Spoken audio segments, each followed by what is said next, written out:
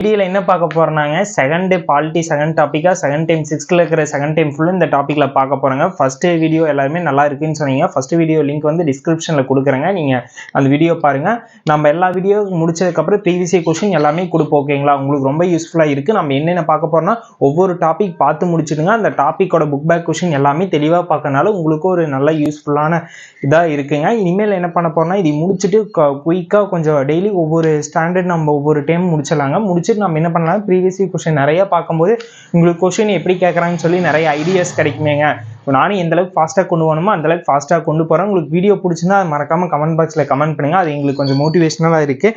நம்மளுக்கு 6th second டைமில் என்னென்ன கண்டென்ட் தேவைங்கிறத நான் எக்ஸ்பிளனேஷனில் கொடுக்க போகிறேன். அது மட்டும் பார்த்துக்கிட்டீங்கன்னா போதுங்க. நான் லைன் பை லைனாக தான் நோட்ஸ் எடுத்து வச்சுக்கிறோம். ஓகேங்களா? இது மட்டும் பாருங்கள். புக் இல்லைன்னு சொல்லி நிறைய பேர் சொல்கிறீங்களா, நீங்கள் இந்த பாயிண்ட்டை மட்டும் எழுதி வச்சு படிச்சிங்கனாவே போதுங்க. ஓகேங்களா? நான் மேக்ஸிமம் எல்லா பாயிண்ட்டுமே நான் கவர் பண்ணி கொடுத்துருவோம். ஓகேங்களா? ஃபர்ஸ்ட் வந்து நம்ம இந்திய சின்னங்கள் செகண்ட் டைம்ல ஃபர்ஸ்ட் லெசன் என்னன்னா 2 லெசன் இருக்குங்க. ஃபர்ஸ்ட் லெசன் வந்து என்னன்னா தேசிய சின்னங்கள். தேசிய சின்னங்கள் ரொம்ப இம்பார்ட்டன்ட். ஓகேங்களா? அந்த டாபிக்கை பார்க்க போறேங்க.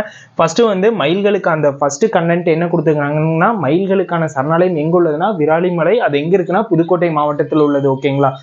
மயில்களுக்கான சரணாலயம் எங்குள்ளதுன்னா புதுக்கோட்டை மாவட்டத்துல விராலிமலையில் இருக்கு. ஓகேங்களா? மயில்களுக்கான தனியான சரணாலயம். ஓகேங்களா? கங்கை நதியோட நீளம் வந்து எவ்வளோனா 2525 கிலோமீட்டருங்க. ஓகேங்களா? நம்ம இந்தியாவிலே பாயறதுல மிக நீளமான நதி என்னன்னா கங்கை நதி தாங்க. அந்த நதியோட நீளம் எவ்வளோனா 2525 கிலோமீட்டர். ஓகேங்களா? நெக்ஸ்ட் வந்து பிரம்மபுத்திராவோட நதியோட நீளம் எவ்வளோனா 3848 கிலோமீட்டர். நீங்க ஒரு கொஸ்டின் கேட்பீங்க, கங்கை நதியோட பிரம்மபுத்திரா நதி ஒப்பிடும்போது கிலோமீட்டர் அதிகமா பாயுதானுங்க, இதுதான் நீளமான நதி வரணும்னு நீங்க சொல்லுவீங்க. ஆனா இந்தியாவில் வந்து பிரம்மபுத்திரா வந்து பாயறது கம்மியான அளவு தான். ஓகேங்களா? ஆனா கங்கை நதி வந்து இந்தியாவிலேயே தான் ஃபுல்லு பாயுது. அதனால அதோட கிலோமீட்டர் அளவு அதிகங்க. அதனாலதான் மிக நீளமான நதின்னு சொல்லி கங்கை நதியை நம்ம சொல்றோம். ஓகேங்களா? பிரம்மபுத்திரா ஏன் சொல்றது இல்லைன்னா, பிரம்மபுத்திரா வந்து இந்தியாவில பாயிற அளவு வந்து ரொம்ப கம்மி. ஓகேங்களா? அதனாலதான் நம்ம அதை சொல்றது இல்லைங்க.